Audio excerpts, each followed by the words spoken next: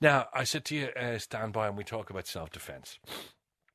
Because, in this day and age, it's all too necessary to know how to protect yourself. It's not just something women need to worry about. Men are quite often the victims of assault too. But just how do you protect yourself? Do you go off and spend the next 3 years trying to get a black belt in karate? Is that the answer? Or do you take up kickboxing? While these sports certainly help you with fitness and give you an edge, there is another practical and precise alternative. You may not have heard this before. I certainly didn't either. It's called krav Maga. Right? It's a science-based approach to self-defense which focuses on teaching ordinary, regular people, you and me, the necessary skills to defend themselves. And to find out more, we have Patrick Komsky. Patrick, I'm probably pronouncing it completely wrong, am I? That's pretty much the way Irish people pronounce it. It's krav Maga. Krav Maga. So it's krav Maga. That's it, yeah. And the emphasis on Maga. What does it mean, krav Maga? Well, basically, it actually means as close combat. It's a system that was originally developed a long time ago with the Israeli army, believe it or not. But I trained in about 10 years ago, and I spent the last 10 years modifying it so that over a weekend we teach everyday normal people how to protect themselves, pretty much with the same level of training that a special forces soldier would have got, in the Israeli army. Okay. So it's very quick to learn. So when you're thinking of other ones like, as you said, getting a black belt in karate or taekwondo or whatever, well, they're great fitness as well. It takes years and years if you're developing and they're not really designed for self-defense purposes, are they? Yeah, well, the problem was I actually had a secondary black belt in karate previously, and I came home from living in New York about 10 years ago, and it really hit me with a black belt. I was still walking through Dublin, and it hit me. I was more nervous walking through Dublin than I actually was walking through New York, Central Dublin very much. And I really felt that, my martial arts training, while it was great for me, it wasn't really going to teach me, how to protect myself. So that's where we decided to come up with the idea to teach you how to protect yourself in 24 hours. So where did you find out about krav Maga? Well, basically, I did a lot of research. I'd done a lot of training in the UK, and I basically came across it through some contacts I had in the British police force. And out of that, I got referred in, and I got trained with the top guys in Israel. And so we brought it back to Ireland. It was 10 years ago. We've trained about 14,000 people in Ireland so far. And that's where it came from. So you've been training like the Rangers, Defence Forces, the Gardaí in this style of self-defence? What actually happened is we've got so good at teaching everyday normal people. We've had lots of different people come to us. Like we started a course last night, and we'd Garda in plain clothes. Like we don't necessarily go and teach these officially. They tend to come to us and join the course just with the regular people. So what is it? Why is this so different? And I'm amazed by, as you say, within an intensive weekend course, you can be in a position where you can pretty much protect yourself. So what is it that this teaches you? Yeah, well, the reality is the most important thing is to train for the real world, if you know what I mean. Yeah. So the reality of Dublin in Ireland, is most situations happen around alcohol. They most happen when people are isolated. So it's very much teaching you to train and to survive, a 5 to 15 second window as opposed to trying to fight in a boxing, Right. What I mean? And what you do is you work off the body's instinctive reactions. When we all get a fright, the body moves a certain way. Your hands come up, your chin tucks. And what this system does is it works off those instinctive reactions, the moves you're doing anyway, and then drills you to turn those actions into very effective self-defense skills that allow you to get away. So really you're training for that 5 to 15 seconds where most people freeze, so that will allow you, act in your own defence and to escape. So in that 15 seconds, that's when you're going to lose your handbag, or you're going to lose your wallet, or you're going to get a box on the head. And as you said, you go into a sort of defensive stance, or you try to cower. I suppose cowering is a big thing, and fear as well. And you use that to your advantage as opposed to your disadvantage. Yeah, exactly. And also you have an awful lot of adrenaline just dumps into your body. And if we haven't prepared ourselves for that, we've all been through the experience of waiting for something, and then you get such a fight, you lose, you don't know what you're going to say, you don't know what to do. So the idea is to drill you and train you in a very safe and fun environment now, of course. Yeah. That's in that moment that you use your body the way it was designed to do. The evolution created this for us, but we live in a very socialized world, which is most of the time safe. But when something happens that is, brings the world to a dark place, we haven't been trained or conditioned to act that way. So we want to get you to that point. If it ever happens, you can act in your own defence. Okay, tell me about the courses. There's 2 levels of courses you're doing. Well, Well, you can do the course two ways. Yeah. You can do the course as a weekend. So literally, you come in. We have a course on this weekend coming up, and we have people coming from the UK to do this course. And literally, so you run from 9 till 2 full days, Saturday and Sunday. You arrive in, you work through it, or you can do the course as a 12-week course. An evening course once a week for 12 weeks. Do I need to be particularly fit or physical to? No, it's for everyday normal people. We have people we've trained on the same course. Believe it or not, we've had French Foreign Legionnaires, housewives, people in their 50s, we've trained people right up into their 70s. The idea is, you as a human being have different phases of your life, and you have a right to be safe. So the most important thing is, no matter where you are in your life, that these skills will be there for you.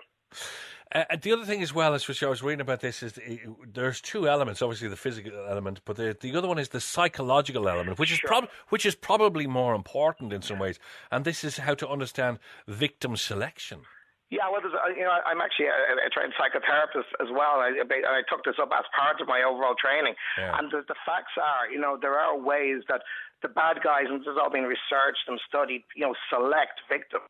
And it doesn't mean you are a victim. It just means that there's something can happen the way you show yourself, the way you move, that can create cues that allow these predators to think that they can take you, basically. So one of the really important things is to understand what is it that bad guys use to select victims, so that you never get selected in the first place. So what is it? I mean, what do they look at? Is it the way you dress, or is it the way you walk? Yeah, well, one of the big ones when they study this very, very scientifically is the way you carry yourself, the way you walk. Right. It tends to be that people whose arms lengths are a bit short, or their stances their walking patterns are a bit faster or out of sync with most people. That can give off an indication that maybe you're not as confident or as strong. Okay, so if you do the big walk and puff the shoulders up or the chest out, that sort of thing, I'm thinking of Eric Cantona. No one would ever give Eric Cantona a box. It's more about blending in as opposed to, you start puffing up and walking around, you might attract more trouble. So it's more about blending in and, not standing out as opposed to, trying to be aggressive in any way. You know what I mean? But there is as you're saying, there is a look that these guys who are hanging around ready to grab a handbag or pickpocket you or whatever, there is a look that they feed off. Yeah, and they're looking for weakness. They're looking for perception of weakness, but also they're looking for people who are not aware. If you're wandering around, your head down and you're, talking on your phone, or if you put yourself in an isolated position, the hardest thing a bad guy has to do is to isolate you, or he has to catch you unawares. So if you're not aware, if you're maybe being silly about where you go late at night, you're almost putting yourself in the front of these guys, if you know what I mean. Right. So the things you can't control as your own awareness, you can control how you carry yourself, and you can control, your own sense of alertness. And these things alone, one of the things we really enjoy about our training is that these things alone have taught people how to protect themselves. But also there's a concept what we call the interview, that as men, we've all grown up, are people confronting us, maybe being in our space, almost testing us.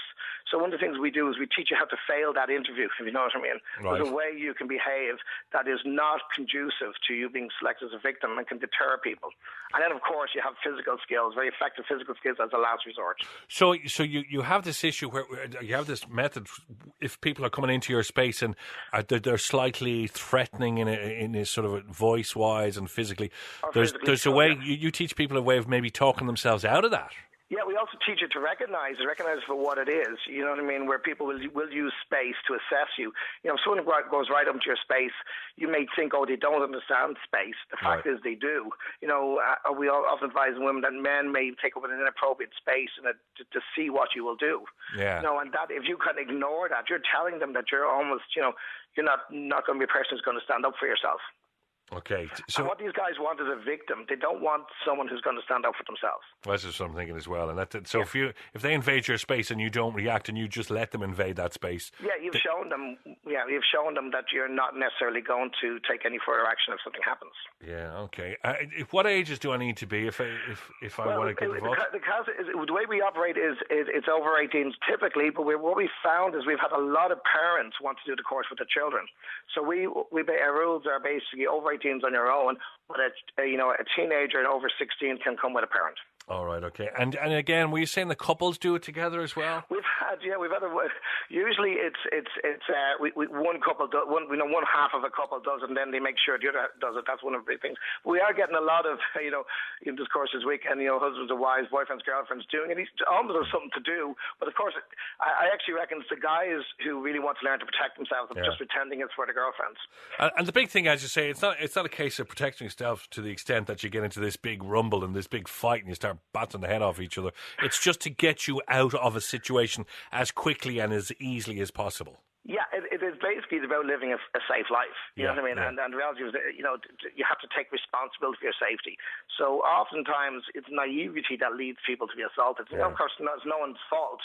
But, in life, if you leave your doors open in your front house, leave doors open in your car, you're most likely going to get broken into. But so the same thing as your own life, are you taking full responsibility for your safety? And by doing that, you will feel more confident. The more confident you are, the less likely you are to be picked as a victim. Makes a lot of sense. If people want details, do you have a website up? Yeah, it's kravmagaireland.com. And just say Maga is M-A-G-A. It sounds like, it looks like Maga. Yeah, it's KRAVMAGA Ireland.com. Okay, really good. Patrick, and you're offering 2 spots to one of our listeners.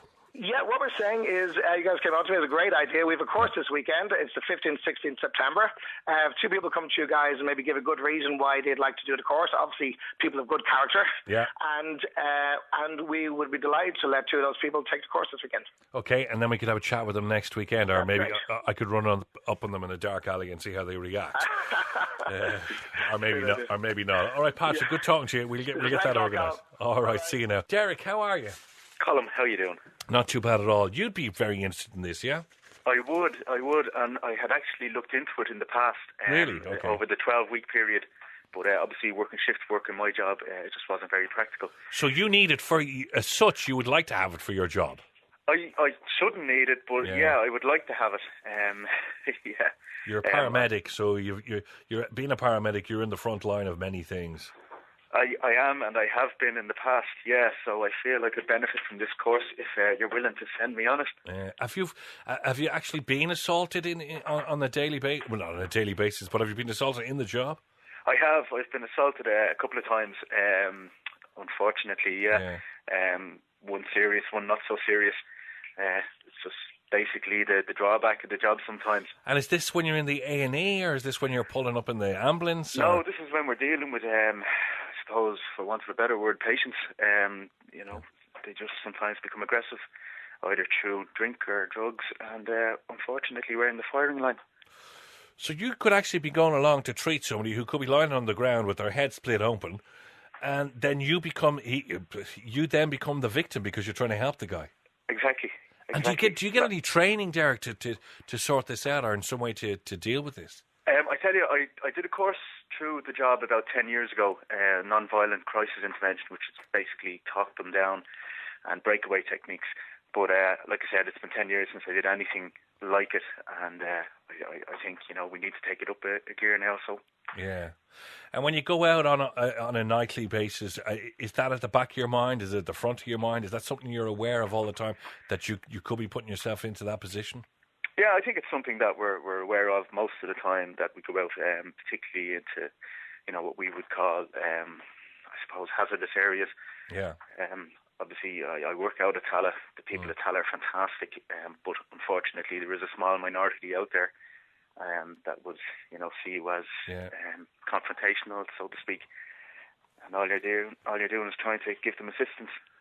And it's drink and drugs, basically. Well, I'd say 100% of the time, or 99% of the time, if someone is going to turn on you like that, it's drink or drugs, isn't it? Exactly, 99.9% of the time, I'd say. And it's very difficult talking to anyone like that. Yeah, there is no talking to them. They see the uniform and they see you as an authoritative figure that they can just turn on. All right, okay, Derek. Well, listen, there you go, paramedic. I can absolutely, we've heard and we've read the story, so I can actually see how you would need it. We're going to send all a lot of details to all the people who are applying to Patrick and see who's best. But I'd say you're there or thereabouts. All right, Derek. That's great. Thanks. Listen, thanks very much, Kathleen. How are you? Hello there. How are you? You'd like to send your daughter to the weekend, the Krav Maga weekend? I would, yes. I feel it would be a great benefit to her. Yeah. I'm going away later on in the year, and I'm worried about leaving her on her own.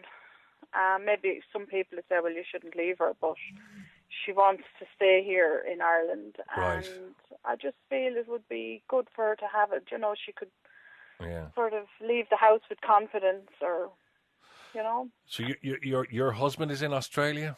Yes, that's correct, yeah. Okay, how long is he over there now? He's there about 5 months now. Okay, so you feel you need to go over, and your daughter said she doesn't want. Does she have a job over here? She does, yeah.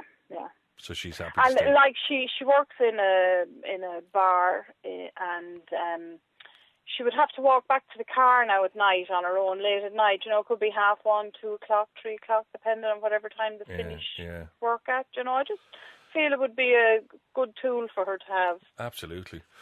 Okay, we'll see what Patrick thinks on that as well. Thanks, Kathleen. Okay. All right, thanks very much. Joe, how are you? Hi, how are you? Not too bad at all. You want your daughter to get it as well? I would love my daughter to get it done, yeah. She's 26 years old. Yeah. She was assaulted, I suppose, basically twice on 2 different occasions. Right. And she wouldn't have fantastic confidence. Now, she has a daughter herself. So I would love What levels were these assaulting? Was it like looking for money or handbags? Well, yeah, one of them was looking for money. She was pushed up against the wall, and her arms and everything was pushed down. Then her bag was grabbed, and the police were called, but nothing, nothing came about it. The other one was she was going to work in the morning, and she was pushed down a side road. Oh gosh. And she actually had to go to the Phoenix Park to do an identification because there was a number of those cases at that particular time. Right. But unfortunately, they reckon he'd gone at that stage. So when she was being pushed down the side lane, was it to be mugged or was it something worse? We'd like to think that she was just being mugged. Yeah. And how did she get out of that situation? Screamed her head off. Well, look, that's a form of self-defense. Screaming can often be a great form of self-defense. And because of those 2 attacks, do you think she's obviously lost a lot of confidence? Yes, definitely. So I suppose then if she's going out and she's looking around and she gives that attitude off, then she's actually nearly putting herself out as a victim, as a potential victim, Yeah, right away she has the look of a potential victim, definitely.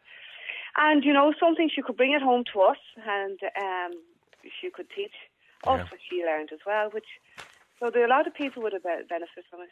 Absolutely. Well, look, it seems to be a particularly good method. And again, we will pass your details on to Patrick, and the weekend course will be this weekend, and then we'll talk to the people